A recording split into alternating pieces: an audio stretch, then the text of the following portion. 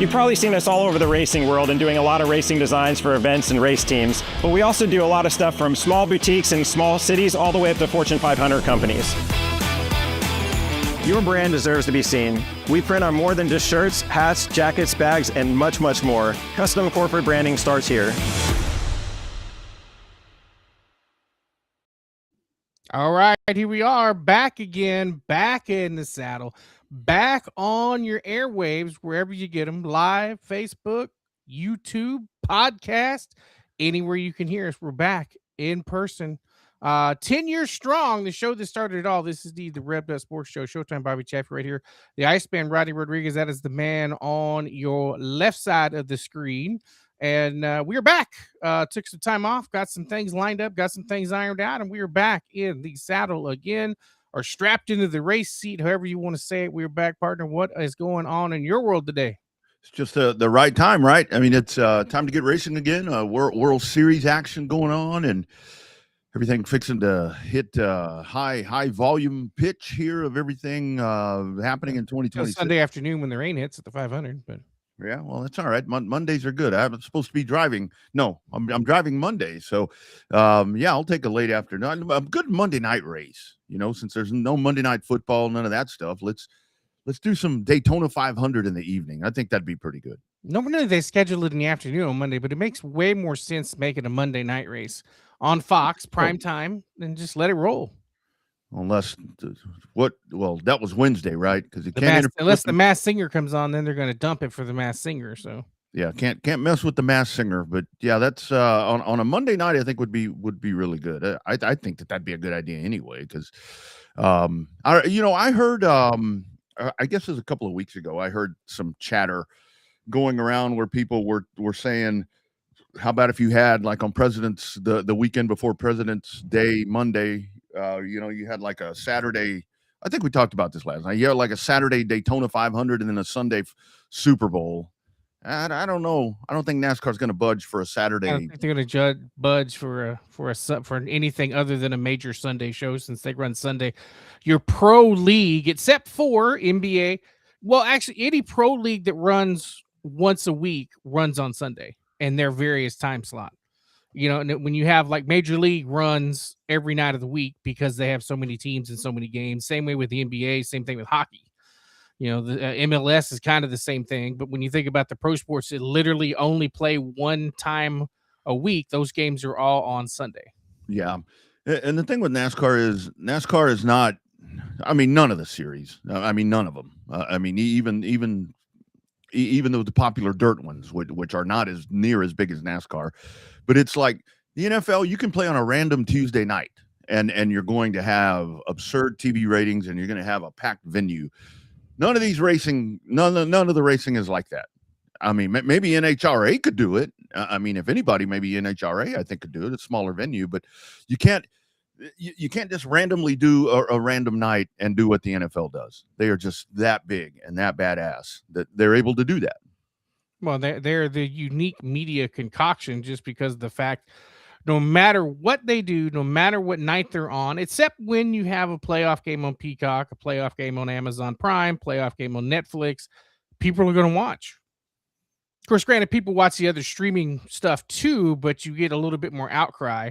Think about it. Next year, we're never going to hear the end of it because the Super Bowl, for the first time ever, will not be on network TV. Yeah. Moving to ESPN. Yeah. And I was actually the other day, what was I doing? I forget what weekend it was. What was I watching? It was like all weekend. All I did was watch streaming because it was, I was on ESPN Plus. So that would have been, it was the day of the wrestling, the day of the Royal Rumble. I was all day on ESPN Plus. And then what did I watch after that? On the Peacock. And then I went to Supercross. So it was like all day. I never hit a network thing. And I'm like, this ain't bad. It is. Yeah. Well, at least what they need to do is make it easier to switch not from channel to channel, but from game to game on ESPN Plus. Like, it's pretty easy to switch. You just bump up the dial a couple of times to go from ESPN to ESPN2, ESPNU, SEC Network, some of the other ones. It makes it pretty easy to do that. To do that on the app, you got to back all the way out of the game, find the other game you're at, press the button. At least on my interface, it does on my Roku TV versus the ESPN app. So I don't know. Yep, absolutely. I don't. I mean, I like it. I think it's very convenient. But yeah, that is the thing where you got to jump out, and of course, but it does beat the hell out of beats the hell out of having to get up and change the channel. I can tell you that. Yeah. Like in the old days. But You had to do that. Your girls don't even know what that means to be the TV remote. Get up and have to be the one to change the damn channel. yeah, absolutely. Kind of watching here on the backside. Something's going on with YouTube on the YouTube page. We're having some kind of trouble connecting there. There's some other pages that are connected, but for some reason, it looks like the Revved Up page isn't. So I'll be sure and get the YouTube link out and get that shared so folks can follow along. But kind of watching here with the World Series. So I'm curious. So if you had let's say a throwaway week and a half, I think that I really like better like the World Series where you have like the 60 lap features, but like every night, and you have a little bit of variety versus where you're all week somewhere watching a lot of practice. Nothing's going on. Every now and then, you know, like Snowball, where you start having features. The World Series, though, it's like every night matters. Every night means something. It seems like when you watch this, and I know Not like if tomorrow, you got a pro late model, though. yeah, well, and I know tomorrow with the Clyde Hart Memorial, that's going to be, you know, a little bit of a different situation there because it's an ASA race and you're going to have more teams in there for that one.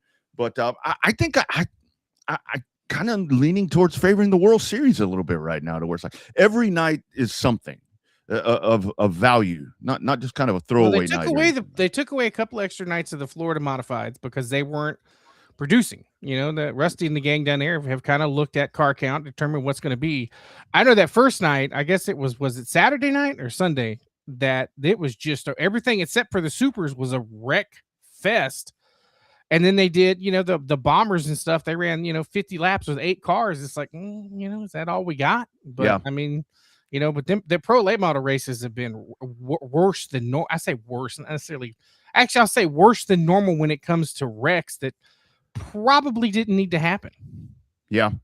I mean, it really is, to where you sit there and you watch some of these guys and ladies, and you know that they know that they're going to be racing multiple times a week, but yet still, this is where we talk about that respect factor, and we talk about with some of the young folks where they don't process that part, that you need the car more than one night, and you go out there and you're doing stuff that's just, I mean, like I said, the races are important, but they're doing things that are just idiotic. I mean, and at times where you don't need to be doing that at that point in a long race. But yeah, they're definitely tearing some shit up this week. It's been bad. Worse, like I said, worse than normal. Yeah. Yep. On the show tonight, coming up in a matter of minutes, we're going to talk some more quarter midget action. Lots of happenings with quarter midgets in South and Central Texas. As that is really it. We're seeing it more. It seems like around the country, where folks are finally starting to understand what that's all about. What a big step that is for a kiddo to get started. We'll talk to our man Bruce Wright joining us, and then at the bottom of the hour, around 6:30, 7:30 Eastern, this is going to be fun. We're going to talk to Jared Fryer.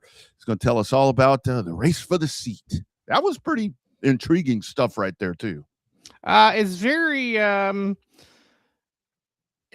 the online reviews have been very split. Some people liked it. Some people say it was very scripted and predetermined, if you will, by the cars not being equal. But problem is, it's hard to get cars to be within a tenth, because everybody wants a fast one. And it was even that way in IROC. I mean, IROC was close, but I mean, you're not going to get every car equal. It's just the way that you have 5 cars. You're not going to get all 5 cars within, 2/100ths of a thousandths of a second from each other. They're not going to be that close. It's just not simple. They're not that close at Hendrick and Gibbs. Mm-hmm.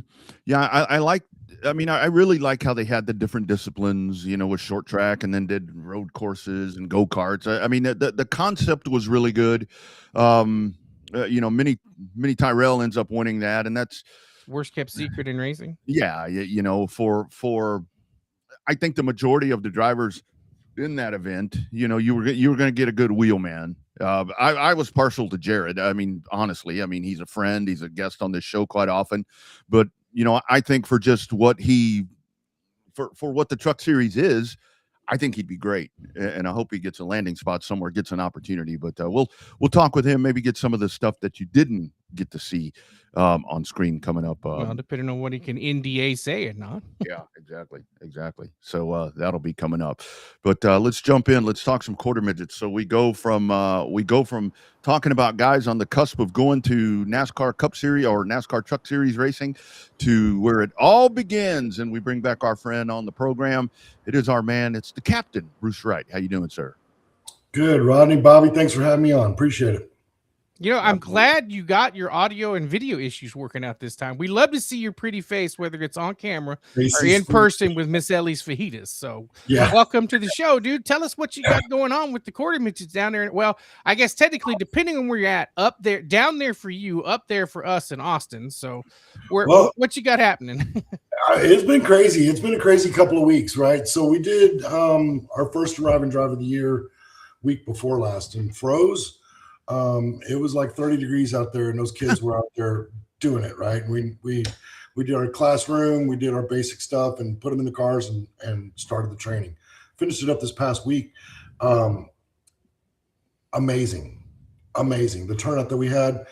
I don't know if I mentioned it the last time I was on the show, but I did a little post, Midlothian Talk. It's like the little town page, and just asked for some, you know, is any families interested in quarter midget racing? And I posted a bunch of pictures. Well, the response was amazing. Out of that one little post, I'm calling it the North Texas Alliance. We've got 6 signed members that have already bought cars and 2 more that are seriously looking for cars right now. That's just Midlothian, Waxahachie, Keller, Fort Worth, everybody up here. There's several more. I mean, I think we had 12 or 14 families for the Arrive and Drive, and they're wanting to jump in. Just unreal the turnout. The circus was in town for the VFW, so they actually came over and we talked and introduced each other, and they gave us tickets to the circus. So me and the boys, we went to the circus Friday night, and it was awesome. Just crazy. One of the things that I wanted to talk about was we're going to do this throughout the year.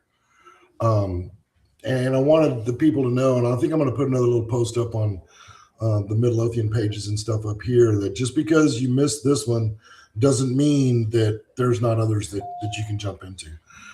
San Antonio, I believe, is doing theirs. They're doing a swap meet on the 21st, and I think they're doing a Arrive and Drive program that weekend as well. It's really, really good, man. I mean, the kids that were out there were some old ones. I say old, 9 years old. They took to it just like that. And then, of course, we have the 5-year-olds, and it's going to take them a minute. But they did great. I mean, all of them did great. Logan went out there Friday doing what Logan does, and he got that thing crossed up on a little bump and overcorrected a little bit and wound up barrel rolling the thing 3 times and then somersaulted and landed about 2 feet from me. And he was like, I'm okay. Put me back on my wheels. Let's go. Yeah. So he's excited. He's ready to go.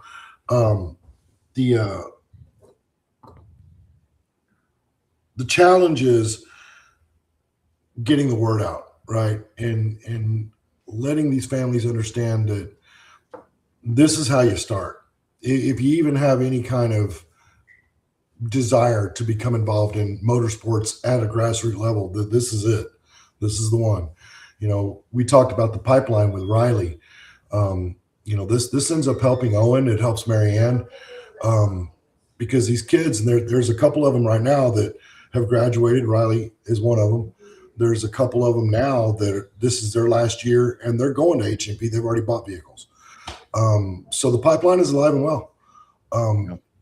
If we start them at 5, 6, 7, 8, 9, they have a good understanding of what is going to be required when they get to the big racetracks. And I think that's huge. I mean, it's, again, you know, we talked about this, right? I mean, the shows that Jake puts on, that's great, but eventually Jake's going to get old, right? You got to have somebody coming in. You got to have more people coming in, and this is the best way to do that is with the quarter midget deal.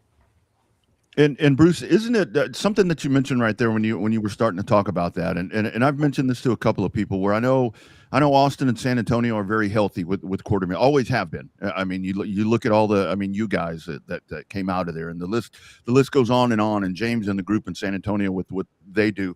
But I think when you start getting that influx of up north, up where you are now, I think if you can get some Houston push in there, I mean, those are huge areas right there with, I mean, let's be honest, with a lot of money sitting there that can be brought in, and then you encompass everything, and you could end up like a North Carolina or something like that is just so rich in quarter midgets and constantly feeding that pipeline with new drivers.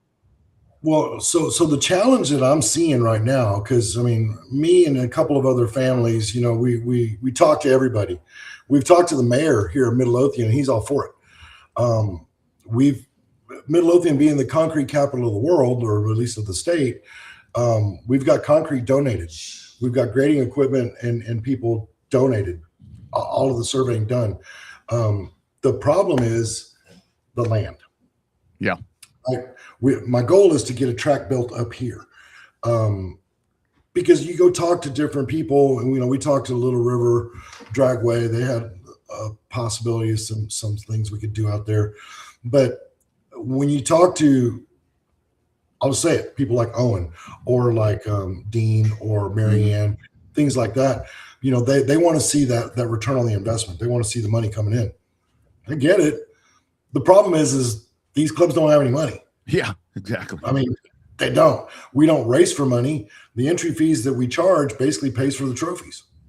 So, you know, that's Comanche Park there in San Antonio. It's unique. It's on city property. VFW, it's unique. It's on private property with the VFW. Up here, I got to find 10 acres. Yeah. And that's one reason why I was calling you the other day, is because I found 10 acres that would work. We want $500,000. Yeah. So yeah. it's There's like, that part. Yeah. There's that part, right? So we're working through it. There's ways to do it. And I think with you, and I've reached out to Robin, we've got enough connections that we can figure that part out. I don't know how we're going to do it, but we're going to do it.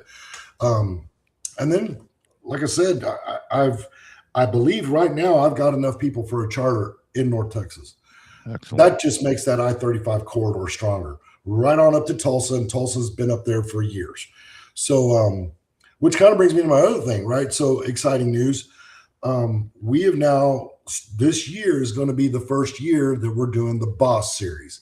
Boss is Best of the Southwest, Best of the Southwest series. So it's Tulsa, Oklahoma, Pueblo, Colorado, San Antonio, Austin, Albuquerque, and Tucson, Arizona. Nice. And that's going to start in May, then goes right up to New Year's in Tucson. That's going to be a cool series. It's going to give families a chance to travel if they want. Nothing set in stone that you have to, but if you want to go to Pueblo and see what Pueblo's about, or the Albuquerque deal is during their hot air balloon festival. And then Tucson's about the only place in the country that races in the wintertime, because everybody else is frozen and they're not. Yeah. So, yeah, it's going to be fun. We're gonna go do that. Of course, we got Circuit of the Americas. That's going to be in May. That's going to be a big deal. Hoping we can get some more interest out there. They're going to be 300, 400 cars nationwide racing there. So we can get the word out and get people out there that are in the Central Texas area, or even in the North Texas area for that matter. I'm really surprised we had as many families travel 2.5 hours to go down there and do test rides and then ultimately start buying cars. So lots of stuff going on. And we hadn't even talked about the big car stuff. Yeah. I feel like I've got 4 jobs. Yeah. And it's a lot. It is a lot. Sorry, guys, I was muted. Bruce, it always seems like, when you're dealing with kids and even adults and stuff, like when you give a kid a Hot Wheel and he plays with it, he wants his own. You give an adult Hot Wheels, or you see what I have behind me, you give me some, I want to play with those too. But it's like, the biggest exposure that we've tried to see and what we've seen for all three of us being involved in racing as long as we have, the same thing with driving is the same thing with watching it, or vice versa. Once you get them to the track, people seem really interested in it, whether they're watching it for the first time or you get those new kids in there.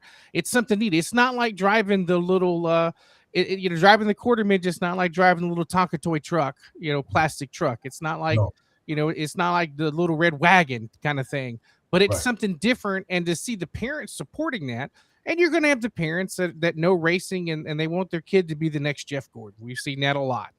But I think that it's cool that the arrive and drive thing, or the test and tune, whatever you guys call it over there, I think is the perfect way to break in that next set of racers and families, because they got to come from somewhere.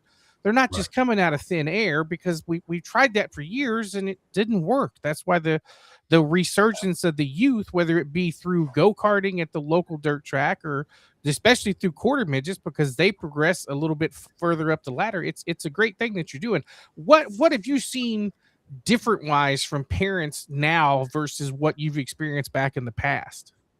Well, there's a lot of excitement, which you normally get that. What's really exciting to me about the way NASCAR is doing this, USAC, the way that they're training the parents and training the kids. And I tell the parents, you're getting trained also. I had a dad come up to me the other day. Oh man, I ran sprint cars and I ran this and I ran this, blah, blah, blah, back in the day. And then I had another dad come to me. He's like, I don't have a clue what any of this stuff means. and I looked at him and I was like, I would rather deal with somebody like you than deal with somebody like me. And he's like, what are you talking about? I said, so the guy that was just here, he's raced all his life. He's done this, that, and the other. And he's going to apply all of those bad habits to his kid. Yep. And my experience is none of that shit works. It doesn't. And I'll tell you why.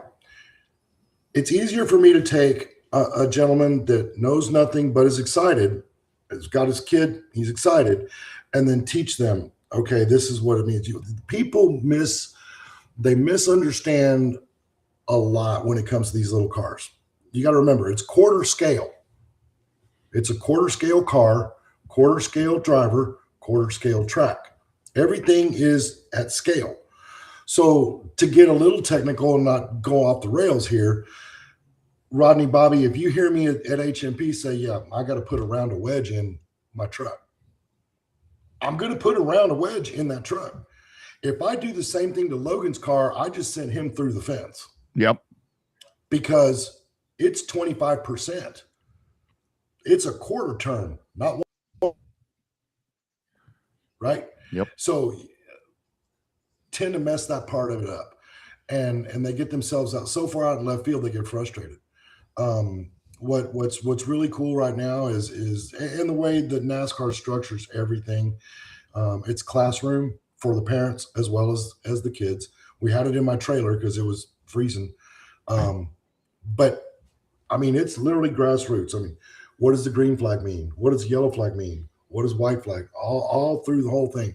How to pass, how to get past, how the blend line is, where to stop, how to turn the thing on, how to turn it off. Hey, Dad, how do you this is how you start it. This is how you choke it. This is how you turn the fuel on.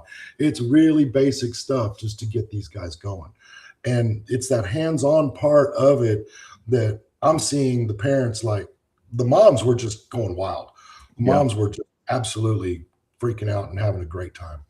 Bruce, how hard is that? Because I know, like you see it, I mean, look, it's a youth sport, just like anything else. I mean, like Pop Warner, like Little League.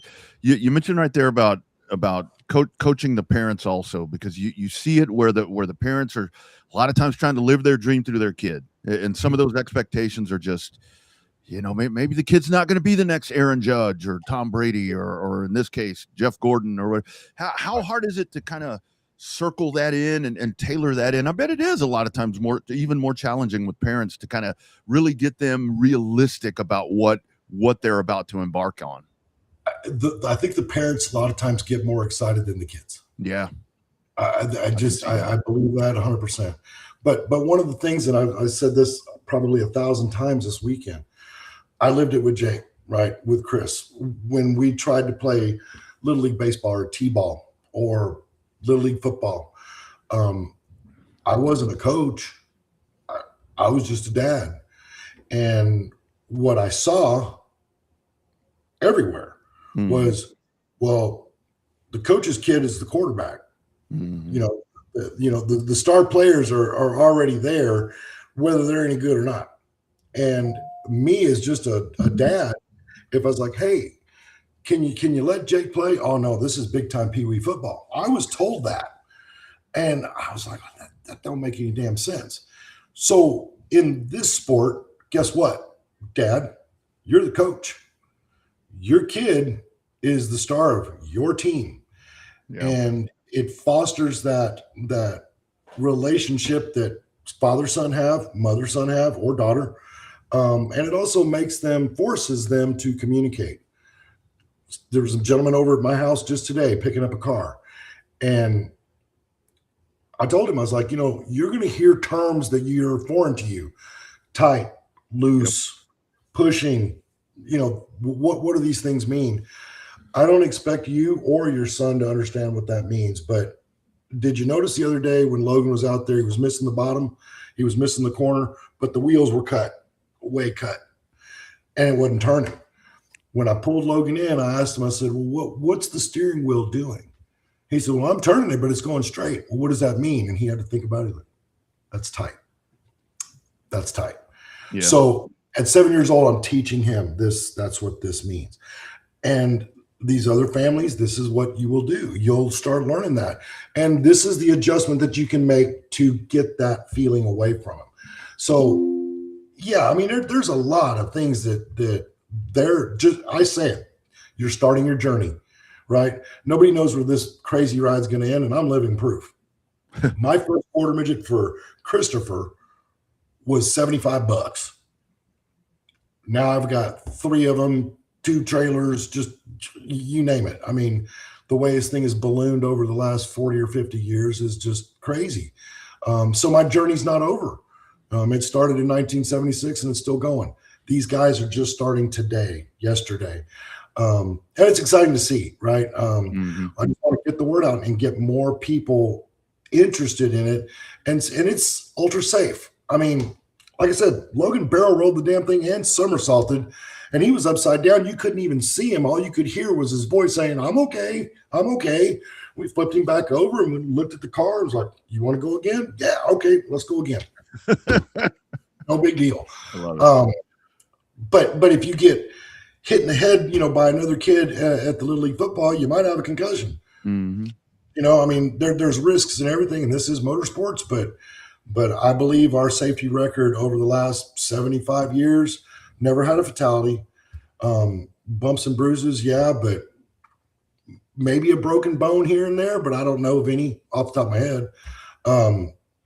Whereas I don't know that soccer or football or any of the other stick and ball sports can say stuff like that, right? Okay. So, I'm excited for it. I just want to build it and grow it, and just if anybody's interested, get to our Facebook page, get a hold of me personally. I'm the president of the Austin group.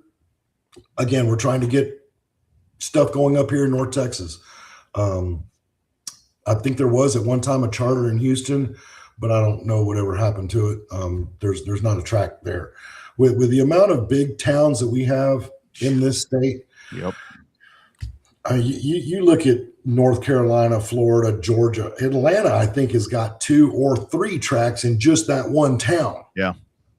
I mean, it can happen. The land challenge it's a challenge, but I am determined. We're going to figure this out. I don't know how, but we're going to figure this out. Bruce, when you said the I-35, the Texaplex, let's call it what it is. I mean, like when you talk about that, you think about all the way to DFW, Fort Worth, all the way to San Antonio, all the way down. everything in between. I mean, New Braunfels, San Marcos, Buda. I mean, you just sit there and you rattle them off. Waco, Hillsboro. I mean, Maypearl. That's a Jacqueline Drake reference right there. I mean, all of those towns. It's like, man, you can just blow this thing up right there. Oh yeah, well, the property that I found today was in Venus, and it's sandwiched between Corps of Engineers on either side. Wow! So nothing can ever be built there, and it's 9.5 acres. But like I said, it's $445,000, something like that. And I'm like, oh shit! I mean, do I even make the phone call? You know, because I mean, we've got, with the exception of me, the 7 new people are literally less than a week or 2 old. We've got members, yeah, they're excited, yeah, but I mean, damn, I mean, that race and they're giving up. Good, some of them. Yeah, I mean, and the thing that I'm seeing up here too is no slam on dirt, because I know you got a lot of dirt guys out there, but there's a ton of dirt tracks up here, and I was at Smiley's getting some stuff the other day, and there was 3 different dirt guys. There was like, man, I wish we had an asphalt track up here. Yeah. Because I'm tired of running dirt. And me too. I wish we had one up here too, but you know, right now, I mean, everybody looks at me like I'm crazy. I'm like, oh, I drive to Houston, or I'll go to Pensacola, or I'll go to Mobile, or I'll go to Tucson. There ain't nothing up here. And I'm hoping to change that, at least with little cars. Absolutely. Well, Bruce, best of luck, buddy. Thanks for reaching out last week. It was a dual reach out, one for my birthday, one for the quarter midget, so it's not a problem. Anytime, you know the drill, know the story. Anytime you need either one of us, just give us a ring, give us a shout, give us a holler. We're here for you. We're here for the kids. We're here for that next generation. So I'm just waiting for the day that Logan just gets in a car and whoops Jake's ass. That's what I'm waiting on. All you got to do is ask him. Yeah. Yeah, well, and Bruce, so let me ask you this. So you, I guess you're, what, this will be your 3rd, 4th kind of like in generations for you that you've done this. Yeah, okay. So is this for you now? Like me personally, I see the quarter midgets and some of the young, when it's done like this, not some of the young stuff that you see with some of the kiddos that don't know how to act, but is this for you like new breath where everything in the sport is so fucking negative? Yeah. It's like, is this something where it's like, okay, this is why I love the sport? Yeah, this is fun, man. I mean, it's fun. Yeah. It's fun. I was sitting there on the bleachers the other day just by myself, and I was just looking, taking pictures, and everybody was smiling, right? Yep. Everybody was happy, you know, and that's the thing, right? You know, you go race the big cars, and that's a different dynamic. It's a different challenge. You know, you're racing for money, and it's intense, and you know, you're racing in front of a bunch of people, and you know, there's that whole thing it's great. I love that too, but this right here, it's like, man, this is what it's all about. To me, this is what it's all about. I mean, you know, we had an opportunity to go truck racing, NASCAR truck racing. It's all about the dollar, right? I mean, the friends and family discount that I was quoted was $90,000 a day, a day. Blue light special. Yeah, exactly. Like, thanks, bro, but I'm good, right? Yeah. So, but this is a way for me to at least still contribute. I told my wife the other day, because I think in a week and a half, I pumped out 5 cars, just out of my garage, just getting cars, you know, bought, built, make sure that they were safe, they would pass safety, and get cars for people. I told her, I was like, you know, if this thing takes off, once I retire in 10 years, I'll probably just do this, and you know, just because it's a lot of fun, and I can't say that it's not competitive, because it is ultra competitive, especially when you get up to the national levels, right? But the grassroots part of it, you know, the teaching, I just hear my dad in the back of my head, focus on the little guy, focus on the little guy, focus on the little guy. Liam, the other day, Friday, he was giving him a little bit of throttle, and he was doing all right, and he got in a position where he wasn't 100% sure what to do. And he kind of forgot how to turn the car off, and boom, right in the wall he went. And he was spooked a little bit. And I went up there and I laid down next to the car, and I looked at him. I flipped his visor up, and I was smiling. You okay, buddy? Yeah, my car's broke. Don't worry about your car. You're okay, right? Fingers, toes, everything's working. Yeah. So see, you didn't get hurt. No. All right, cool. We're going to fix your car. And you just got to keep preserving that, right? I mean, everybody's going to learn at their own pace. And what I've learned, and I learned this a long time ago, dealing with these little kids, if you talk to them and you talk down to them, that's intimidating. If you get down and lay on the track to where your head is eye level with them, they're ready to listen. They're ready to talk. And that's one of the biggest tricks right there. You got to remember, these people don't know what they're doing. Yeah. Right. There's very few guys like myself. There's a bunch of other people that, they unload out of the back of a pickup truck, flatbed trailer, and they push their car off and they're like, okay, is this what we got to do? Yeah. Right. So they're going to learn and they will learn. San Antonio, everybody's really excited about San Antonio going down there on February 28th.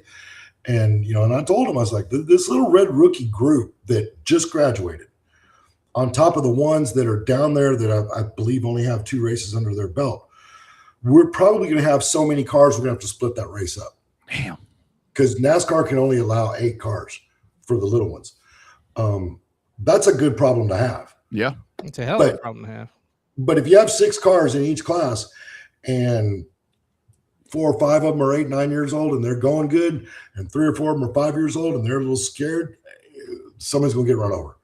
And that's part of it, right? And one of the things that Liam didn't appreciate this, but the other kids did, part of our training is the rollover test. So you take the cars out there in the middle, you got the kids strapped in, you got dad on either bumper, and like, okay, we're flipping the car, and they flip the car upside down and make the kids sit there and hang. This is what it feels like. Liam was a little like, what the hell are you doing?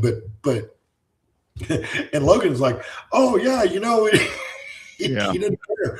But again, we try to cover everything that's going to happen to you, and even things that people have seen that aren't in the script, if you will. And a lot of it is judging distance, right? Mm-hmm. You got to remember, and parents, I caution the parents, is like, look, he's 5, he's 6.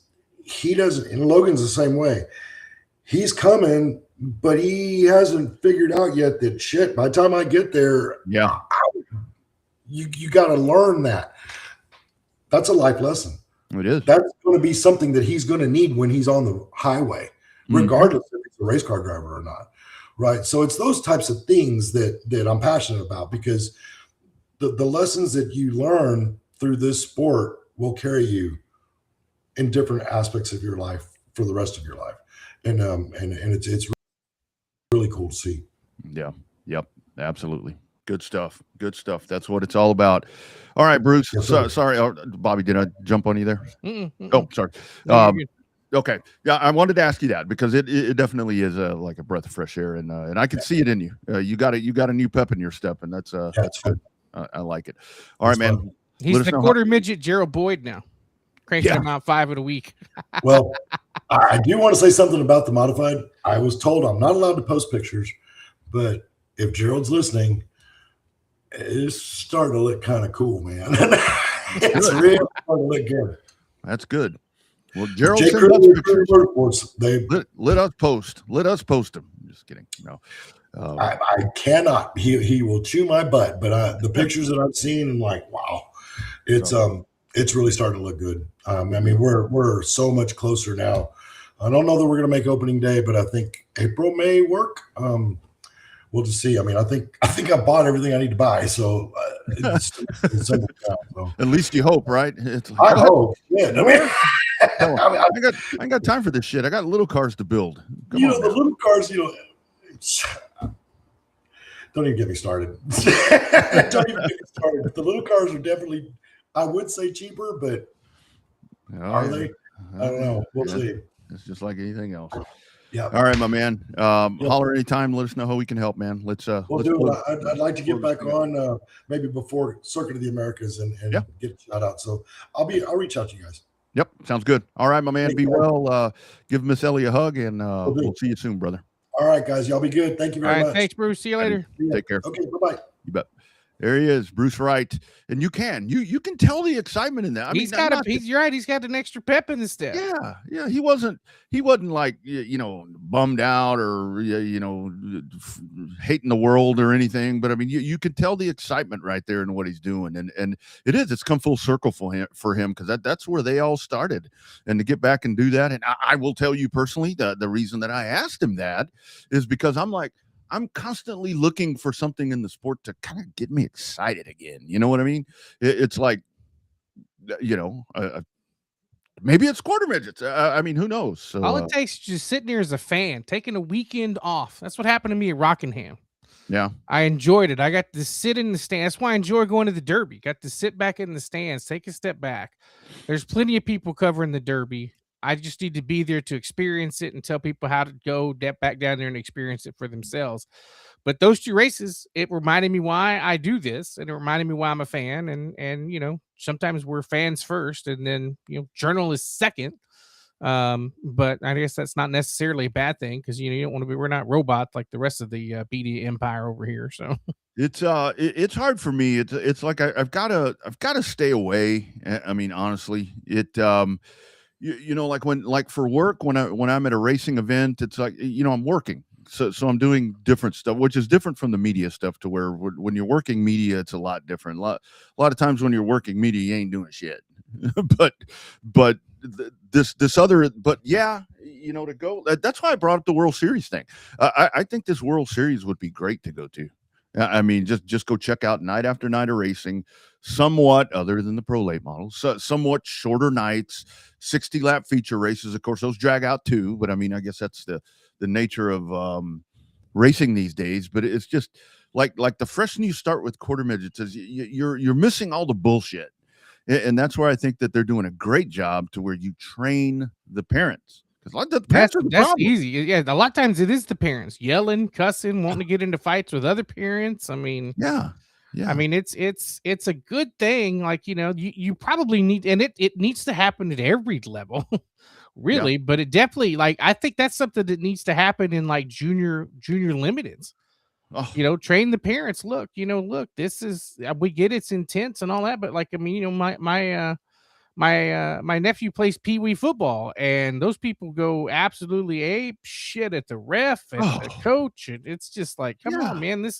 I was like, he's not even like 10 yet. He doesn't, he just wants to play. He's just chasing that football.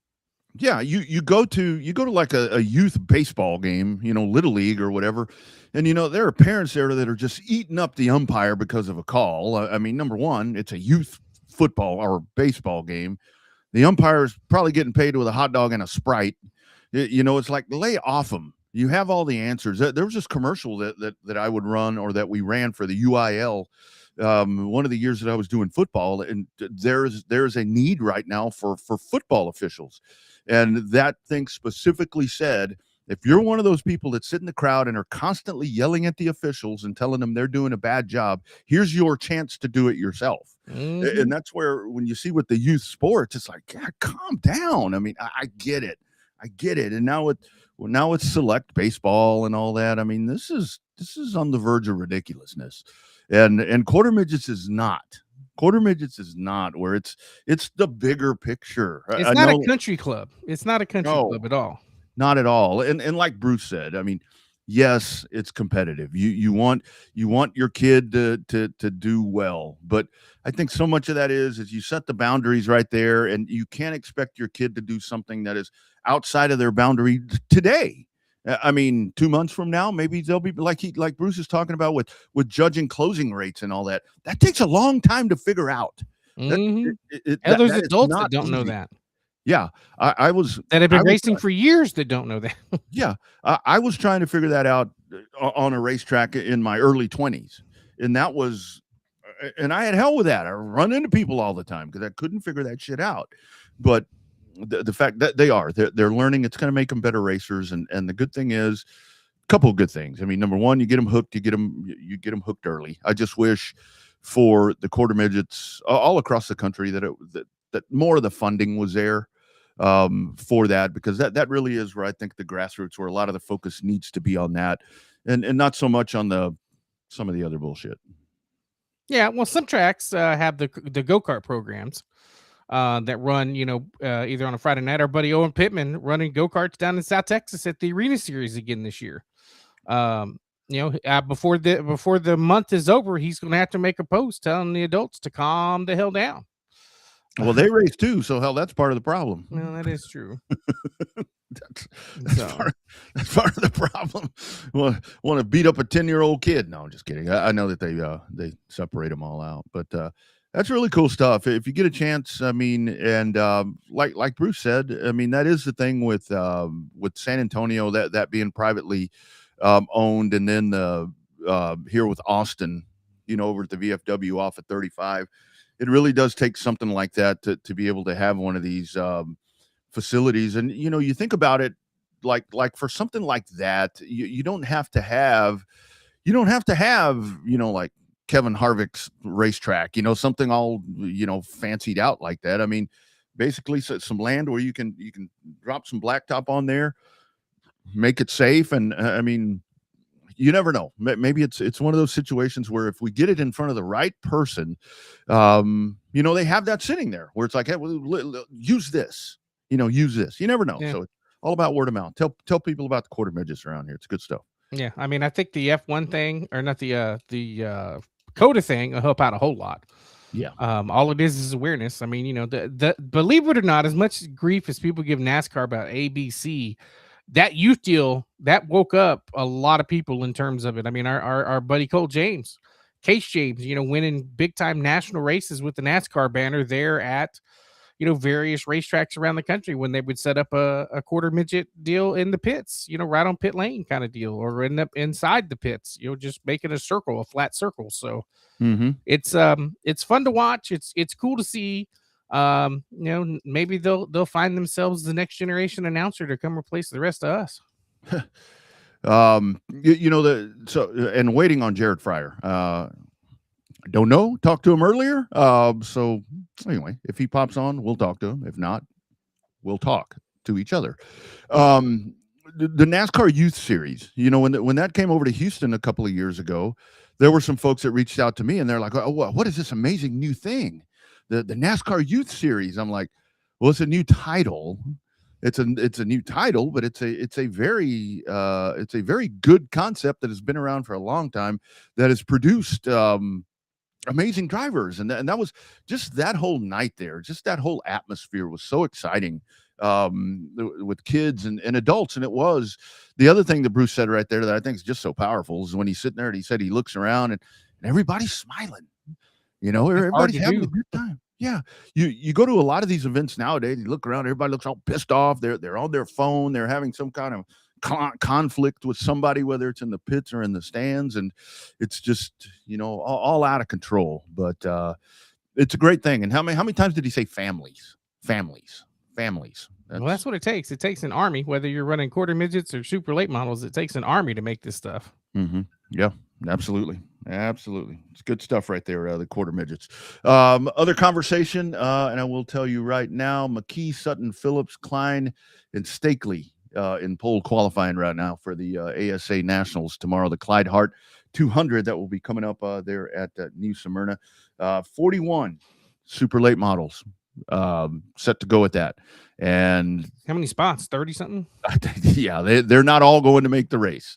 I heard him mention earlier on the broadcast there will be a last chance qualifier. I don't know if that's tonight. If that's tonight, you may have some carnage happening tonight. You may always have carnage. Yeah, absolutely. No doubt about that. Coming up, we'll talk a little bit about the Clash, some of the fallout of the Clash. Also, I think we got the last piece of the puzzle when it comes to South Texas racing, when it comes to schedules being released. Kind of give you a peek at that and more. It's #Real Race Talk. This is the Revved Up Sports Show. Remember, the official apparel provider of the Revved Up Sports Show is On Demand Shirts out of San Antonio. They do it right. Why is branded apparel so important for your company? Well, because a shirt or even a hat that has your brand on it gets worn to grocery stores, baseball games, or even family reunions. The impressions are endless and they last years. Contact us today so we can help elevate your company. You've probably seen us all over the racing world and doing a lot of racing designs for events and race teams, but we also do a lot of stuff from small boutiques in small cities all the way up to Fortune 500 companies. Your brand deserves to be seen. We print on more than just shirts, hats, jackets, bags, and much, much more. Custom corporate branding starts here.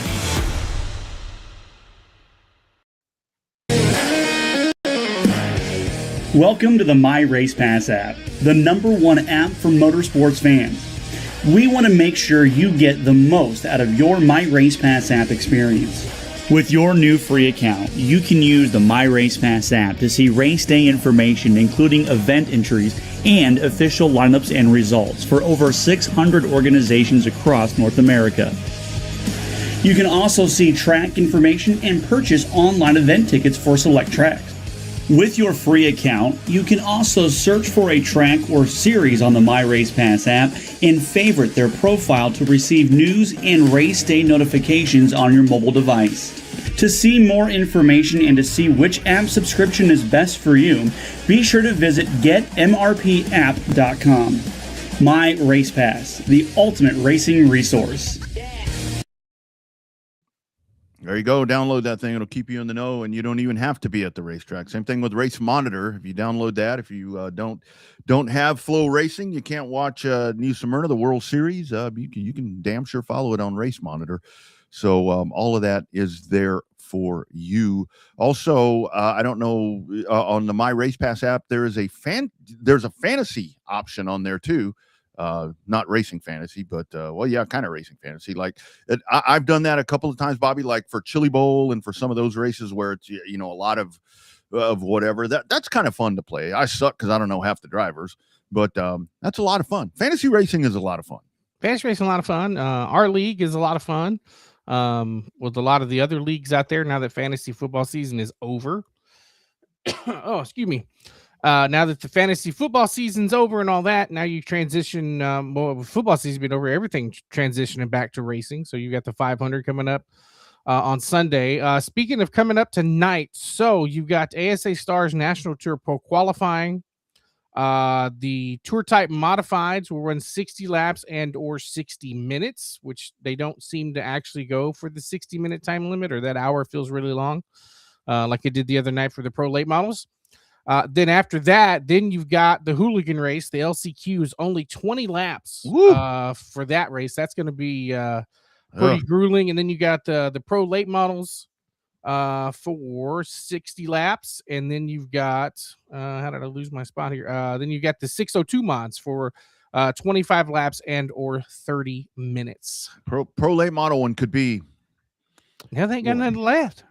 That's what I'm talking about. It's like, geez, I mean, come on. Night number one. Tomorrow night, 7:30 Eastern is the start for the ASA Stars National Tour 6-hour Academy Clyde Hart Memorial 200. At the conclusion of that race, to follow will be tour type modifieds again, 60 laps, 60 minutes, and another pro late model 60 laps, 60 minute feature event. So next couple of days going to be hot and heavy. If you run a super or a pro, you're going to have a busy time, especially if you tear some stuff up tonight. See, that's where I think that would be so cool to get to that. I had an opportunity to go to that a few years ago, and it didn't work out. But I think that would be so cool where you get those shorter feature. I say short. What should we say? Published distance shorter races, and then you come back and do it again, and you still have some time in the day. Where it starts a little bit later. I mean, I guess you can go there all day if you want, but yeah, you've got some time. Well, is it worth the expense in a super late model to run 35 laps, or is it worth the expense to run 60?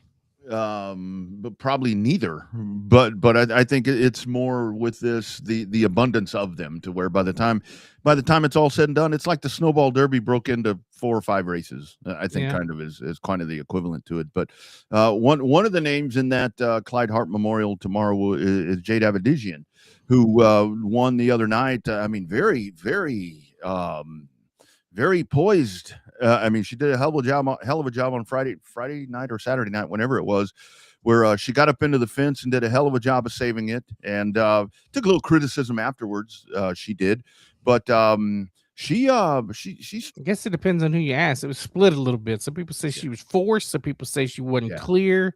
Yeah. Well, race. It seemed when you have something split 50-50 like that, that's called a racing deal. I kept hearing them say, and I've heard this a few times on the World Series, to where it's like, well, he or she probably didn't know that person was there. I'm like, now that works. Spotter didn't say shit. Huh? The spotter didn't say shit. That's what it was. Right. Yeah, that works in the bombers and all that stuff. But yeah, when it's like, oh, they didn't know. Bullshit. The spotter's talking the whole time. I mean, the spotter's telling them where to go. I mean, that doesn't work. But a spotter's what drives the pro late model. Exactly. And that's the problem. I mean, I honestly think that's the problem, is where, look, I'm all about the safety and all of that, but I mean, the driver is very confined in these things right now.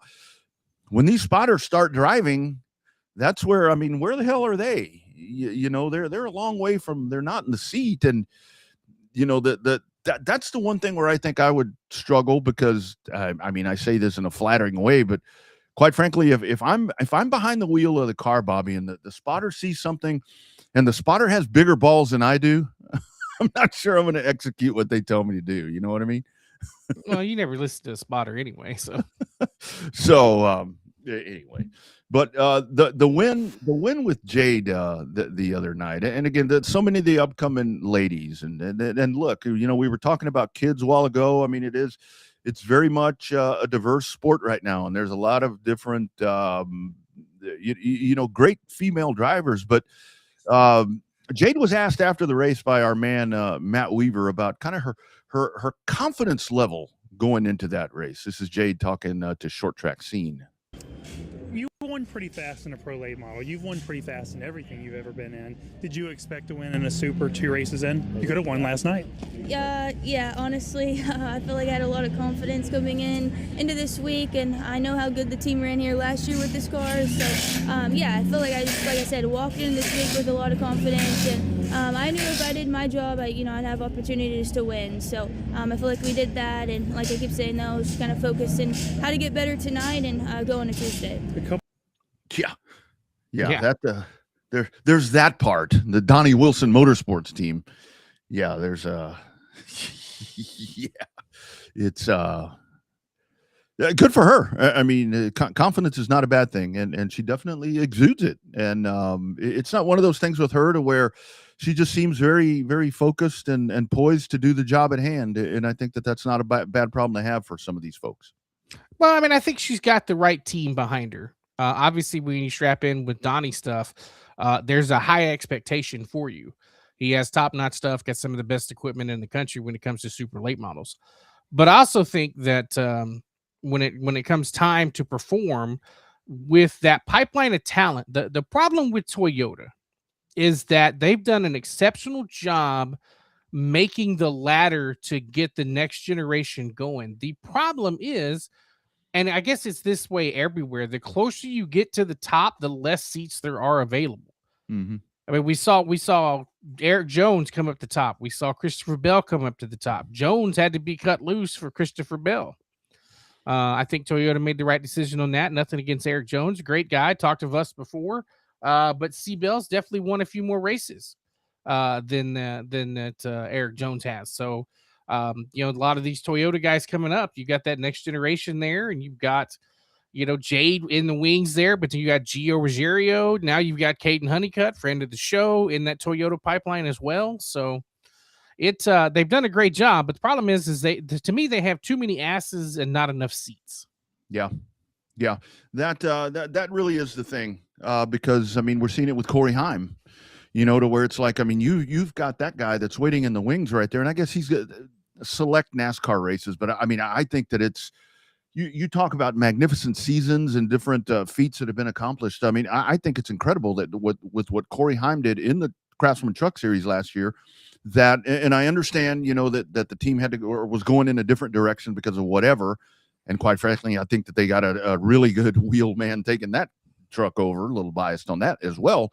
But the fact that Corey Heim doesn't have something, permanent for every race weekend, I think just kind of tells you the problem with Toyota. And that's where, how long before that dude gets snatched up out of the Toyota camp? Well, remember we heard the rumors last year that Penske was trying to get him. The problem is Penske didn't have anywhere for him to go either. Who are you going to cut loose at Penske? Cindric's not going anywhere, even though his dad's not the president anymore. He's performing well enough to stay. They're not getting rid of Joey Logano, and they're not getting rid of Ryan Blaney, and Josh Berry's a Penske type of guy, so nowhere for him to go in that end either. So, I mean, I guess he's just, there's nowhere to go. The closest thing he came to a cup ride was the 11. Yeah. If Denny Hamlin won that championship, Corey Heim would be driving the 11 car right now. I think that is ultimately where he will end up. The 11's going to the number 11 will replace the number 35 at 2311, and then that's where Corey Heim's going to end up replacing the monster kid. I don't know if you get that away from Coach Gibbs. That was one of his trade the 11 for the 18. Well, he's already got the 18, doesn't he? Ty Gibbs went with 54. Yeah, well, yeah, 54, but is 18? Well, the 11 was JD's number, but yeah, but the 18's not being run at the moment. I think it's a free agent, but yeah, I don't know, but the fact that it had to be one of those things to where Corey Heim has to have a very good, I don't know what they're doing or how they're doing this to just kind of keep him on the side right now, to let him be the side piece at the moment, to let Denny finish up. And that's where I start wondering. It's like, I mean, I know he's great, but time off, I mean, I always found that the more time that I took off out of a car, when I got back in, I was a little rusty, So, I mean, he'll get to race. I mean, he'll get to race, but like we were talking about with Bruce, if he's going to go around racing short tracks, is he going to pick up all these bad habits that they have? I mean, I was kind of surprised he didn't end up I thought he was going to end up where Harrison Burton ended up with Sam Hunt. That's where I thought he was going to go. Yeah. Well, did you see AM Racing today? Yeah, Nick Sanchez today. Yeah, they got Screech. So I think for him that's I guess that's kind of a lateral move, right? That's pretty much about what the 48 was. What the 48 car was. 48 car was just a subset of Richard Childress. They did the alliance with Childress, so yeah, it'd be pretty good on the super speedways. So yeah, no doubt about it. All the NASCAR talk, and I was working here as we were going, Bobby. There it is, my man. There it is. There it is. That was not a Chat GPT logo. That was an actual homemade logo. There you go. So not every picture I make anymore is Chat GPT. So if you guys want to play a little fantasy NASCAR, go to NASCAR.com, click over on the fantasy part. I think it's Hub, I think is what it's called. And you type in revved up, whatever, and it'll pull it up. You'll see it. And you can join. I think we're at 11. Man, I'd like to see about 50 in there. I'd like to see about 50 members. We had 20 at one point back in the old days, but a lot of people gave up when they weren't winning. I'd like to see about 50 members in this thing, and I'd like to see about 35 of them playing every week. And I know a lot of it is, want to give me something.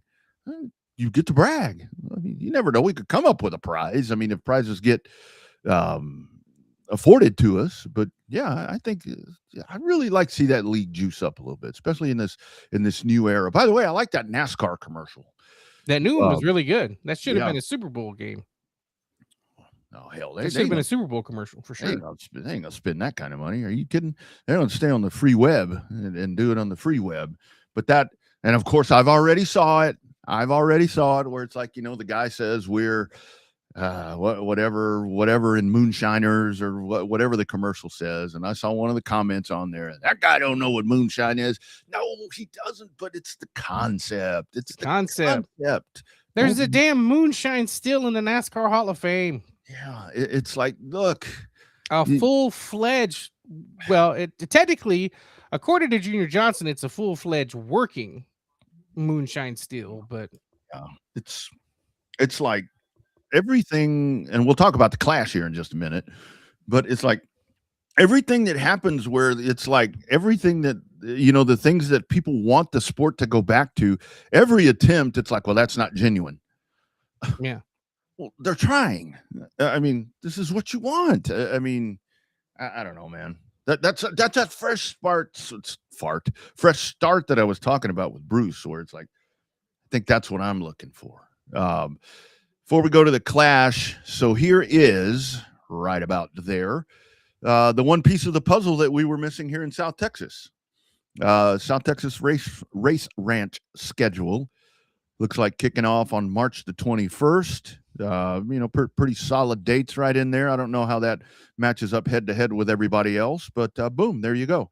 Now we are all done and ready to go. Turn them loose, Doc. Yeah, they do pretty good. It's kind of the opposite of Texana and 37.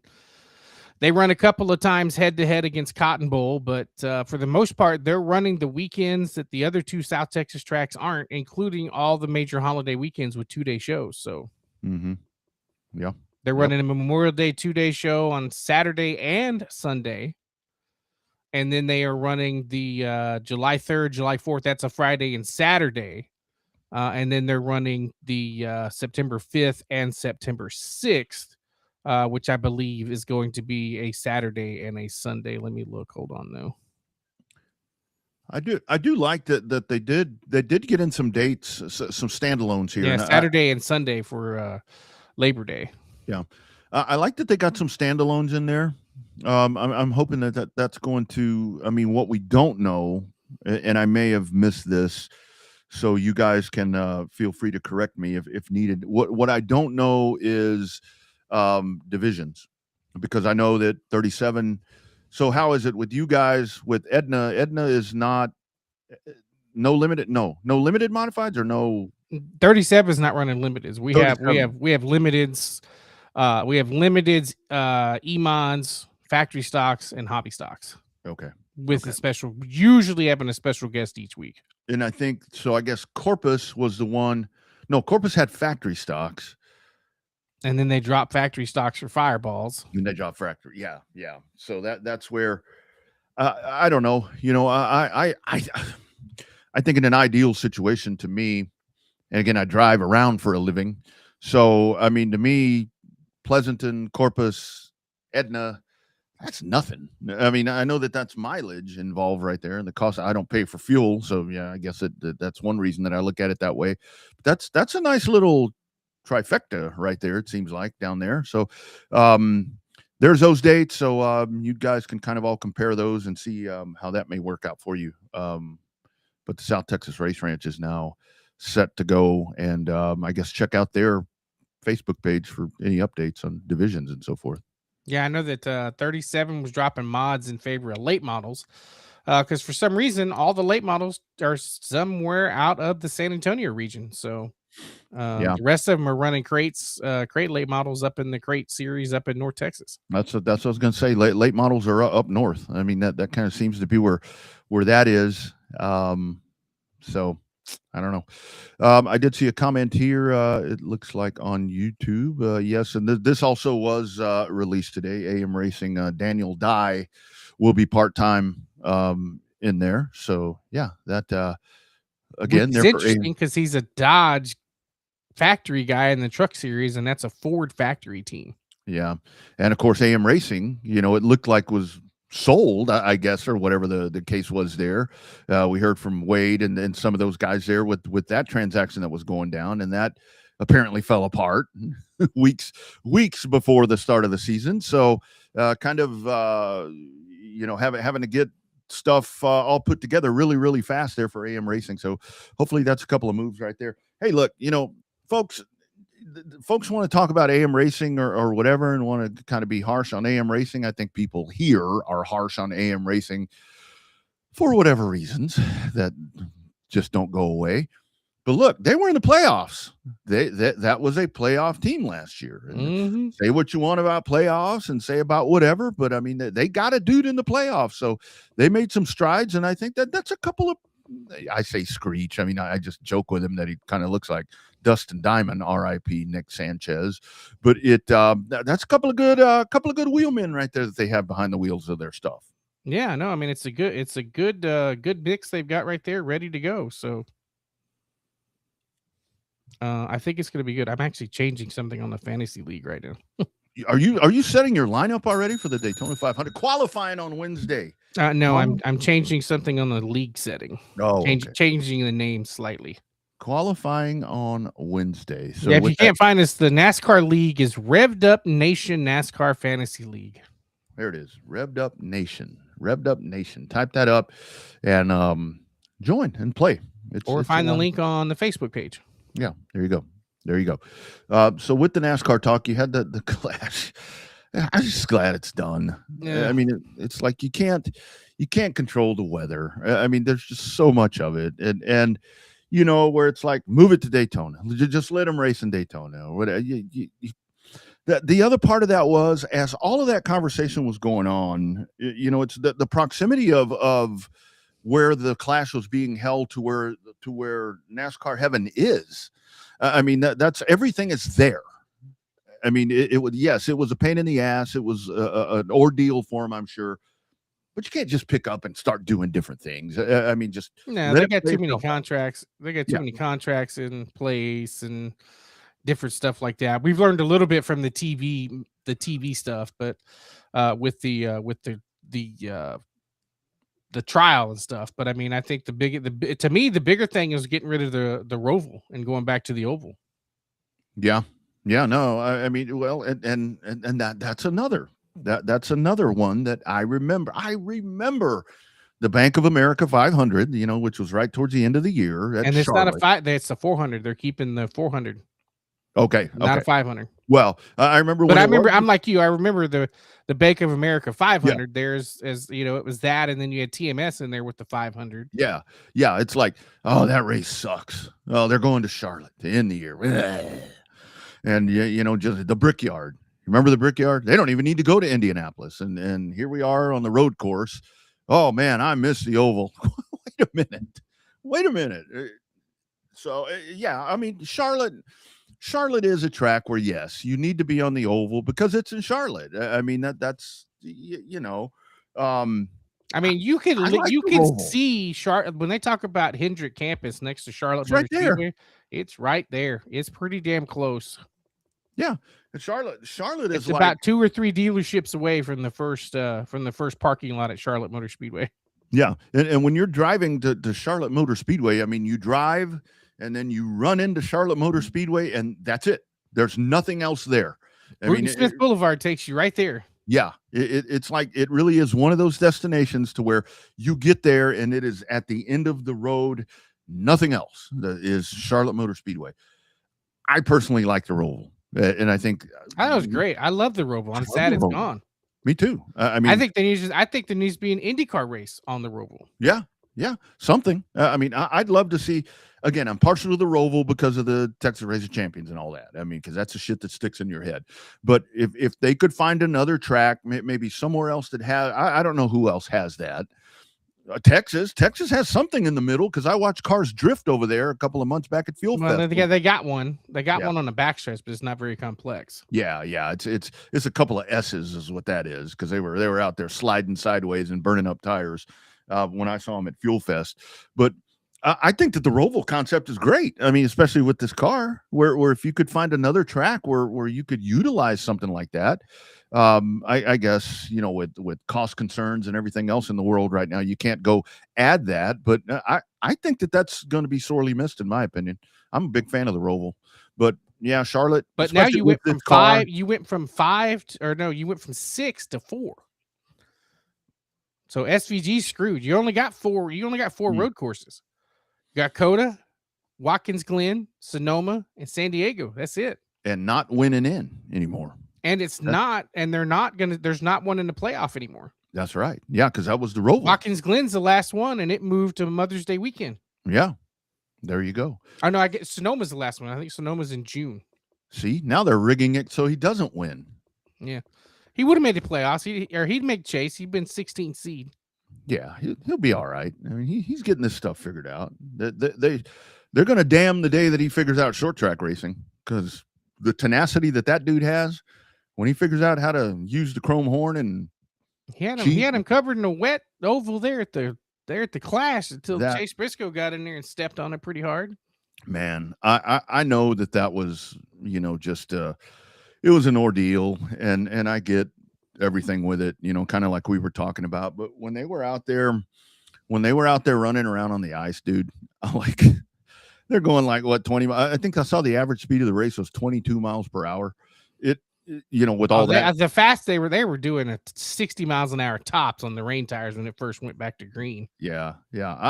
Man, I enjoyed that. I mean, it was like that was really cool to see. And again, I think that's where NASCAR can kind of come out of that and be like, look, I mean, we took a chance right here, and we race on ice. I mean, I know our man Matt Prier right now is doing that snowmobile 500 thing, but that race is designed to be raced like that. And I know we got bobsledding going on. Snow.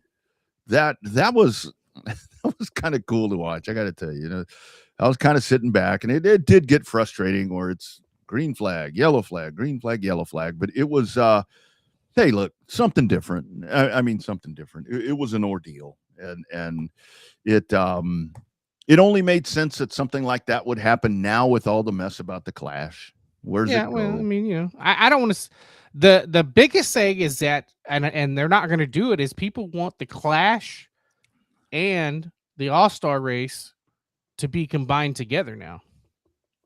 It's two different concepts. I mean, but they want what they said. They said combine the Clash and the All-Star race together and add another points race and bring back Dover. And that's what some people were saying. Hell, nobody was going to Dover. I know.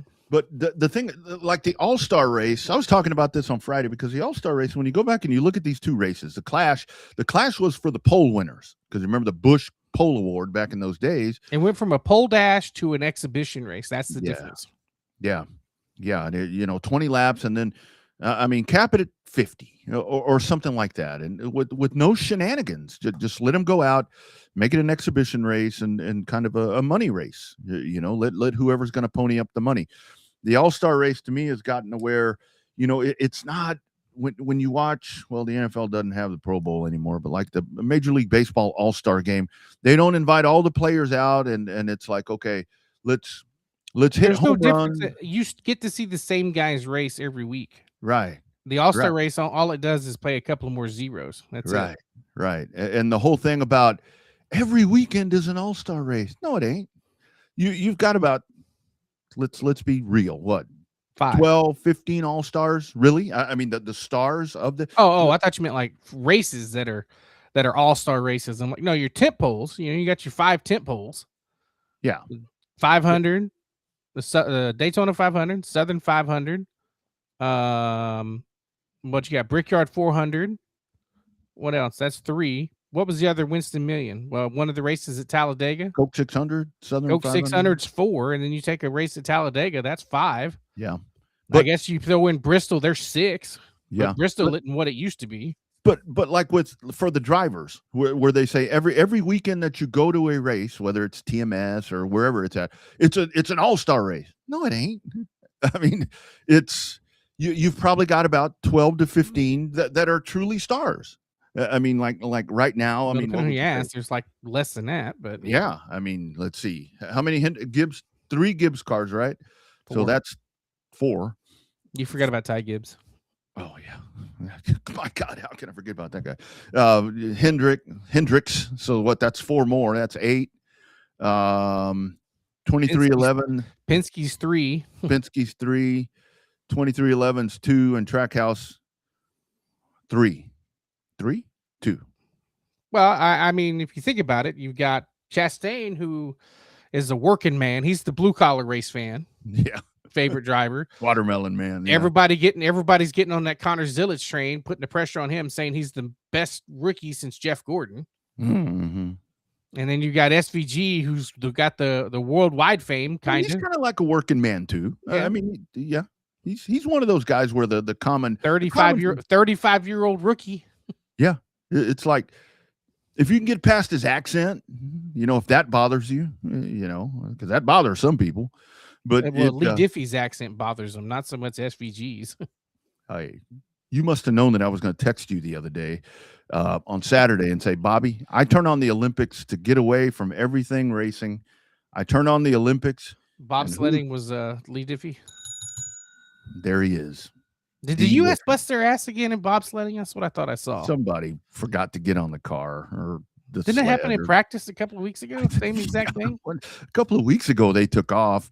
All the co-riders didn't get in, and it's like just one dude. The going driver, down the was thing. the only one that was in it. Yeah, The only one in there. It's like, holy shit. That's the only Olympic sport I can get into is the bobsledding because it's the closest thing to regular racing.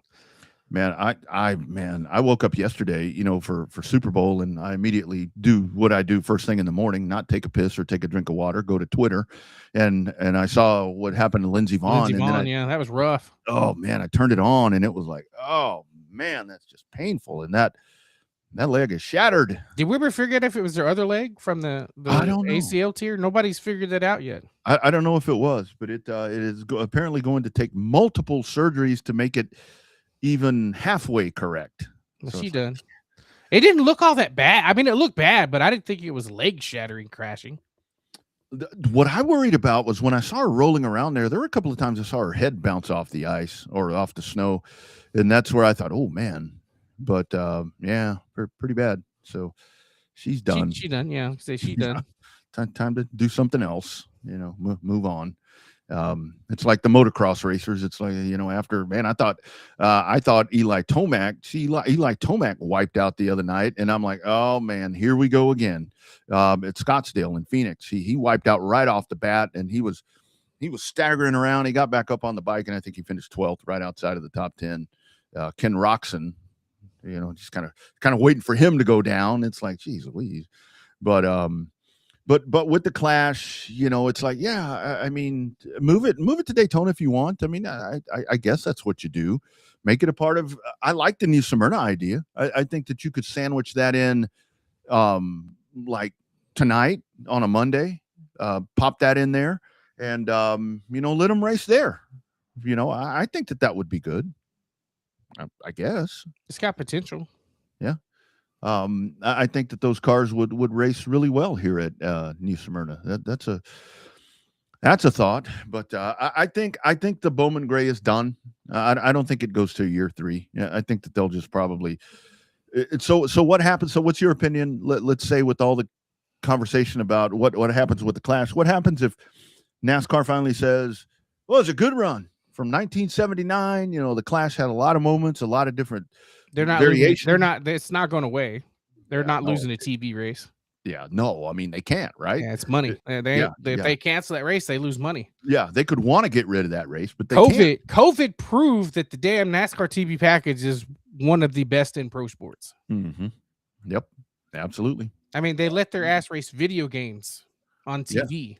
Yeah, during COVID. That proved how good the NASCAR TV package was. Yeah. And that's with the other part of the Clash the other night when you and I were kind of just talking about the Masked Singer. It's like, look, you have a window there, and when the windows are built for these events, I mean, there's a window in there that's built for weather, but sometimes the weather events are so extreme or unforeseen circumstances are so extreme that it exceeds that window, and you can't throw off network programming. I mean, you can't. I mean, I don't. Now, well, the fact that it went to Fox Sports 2 and it's not a primary channel that most people have. Well, but the thing about it was they had, I forget what conference. I think they had ACC basketball on that night too, because that's the first thing that I did. I went over to FS1 and I'm like, why are we not going to FS1?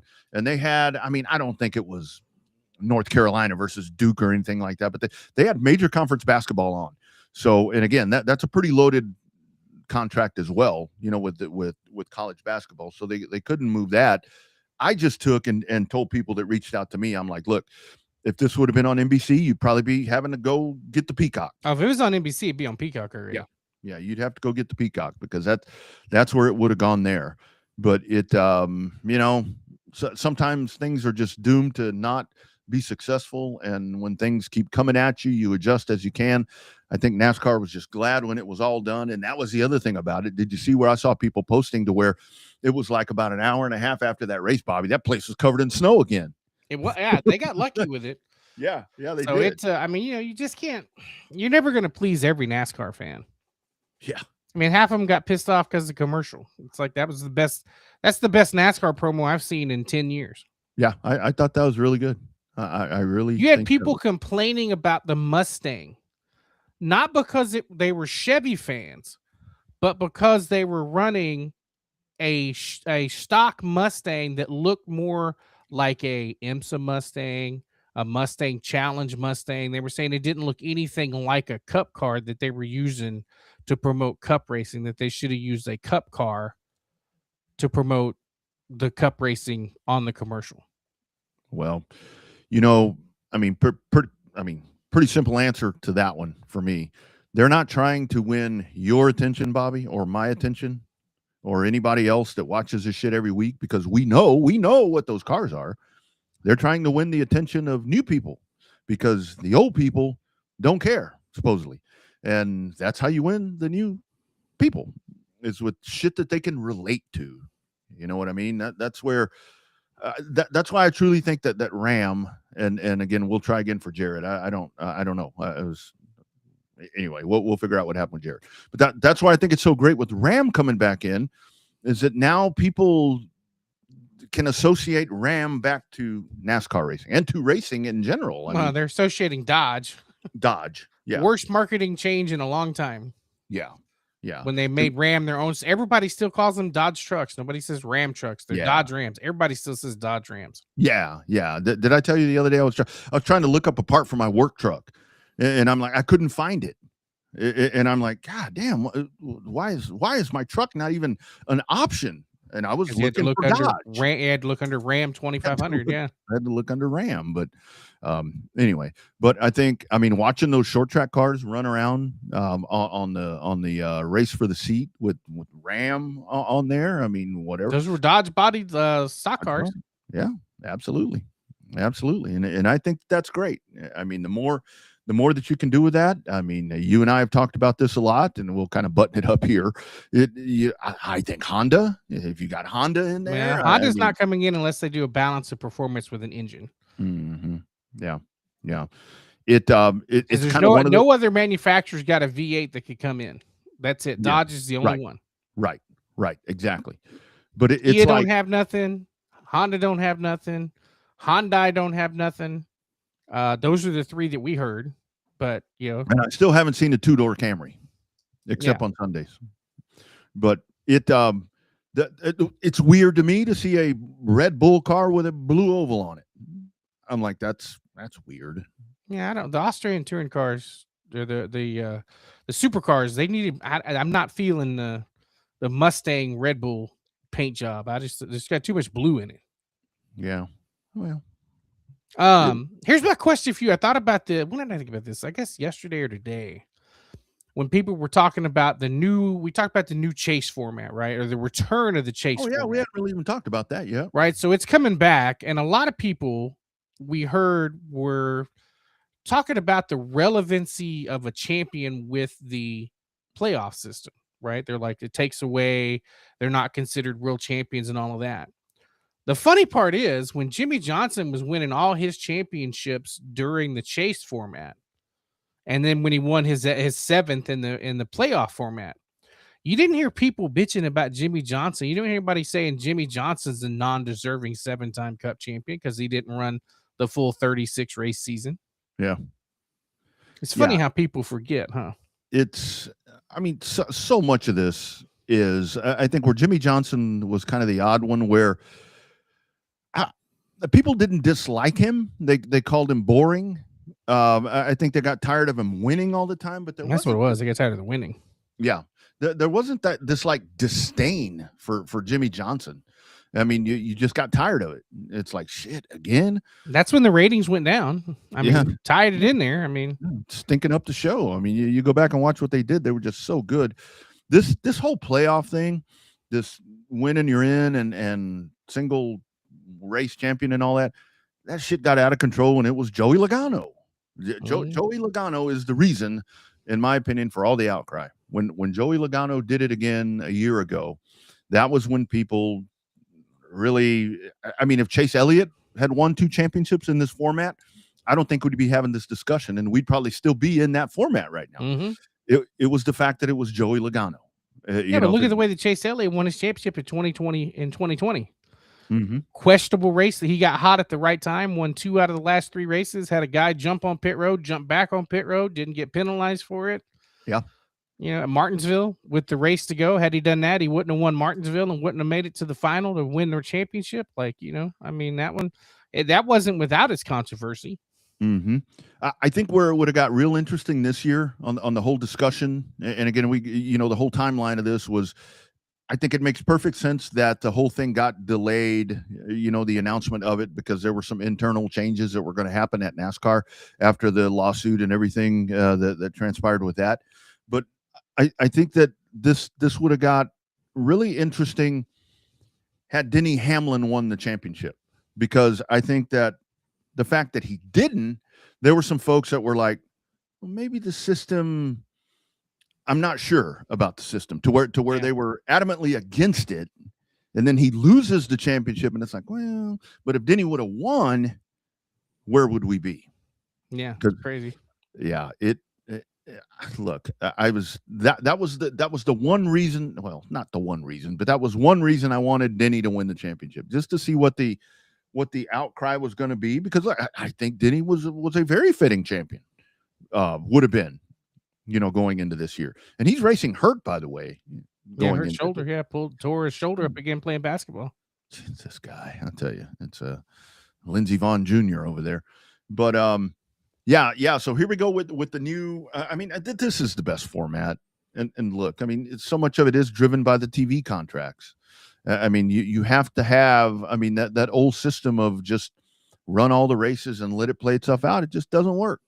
And I think the fact that when you had the press conference and you did have a couple of the folks that have been some of the biggest when folks. Mark Martin stands up and says, "This is the best thing you're going to get. Shut the hell up." That means it's the best thing you're going to get. Shut the hell up. Yeah. And that's the thing about it. As well as I do, to where it's folks could say, oh, that system sucks. But the fact that he got over there and then Junior gets up there and says, essentially the same thing. It's like, okay, well, the system's okay then. This works for me. God dang. Oh man, we're speaking of systems. Before we go, if you are privy to the NASCAR channel, which everybody should be, between Tubi and Roku and Amazon Prime. Apparently, it's on Amazon Prime. Is that on that streaming? Is that on that streaming? Well, it is, but it's free. It's free on Amazon. Or I guess you have to have. I don't know if you have to have Amazon Prime to watch the Amazon video. Either way, SiriusXM. With the NASCAR day coverage, or the NASCAR media day coverage on Wednesday for the 500, the NASCAR channel will be live with SiriusXM all day on Wednesday. You know how they do that? Well, you used to do your other show, so you didn't get the chance to watch the morning drive all that often on the NASCAR channel with SiriusXM. But they were waving at Bruce backstage there. Huh? Oh, they were they were doing they do the morning drive. You can watch it on the NASCAR channel, and normally it cuts off at 9:00. But on Wednesday, all day, every show will be live on the NASCAR channel. Ooh, Danielle Trotta. Yep. Might have to watch that.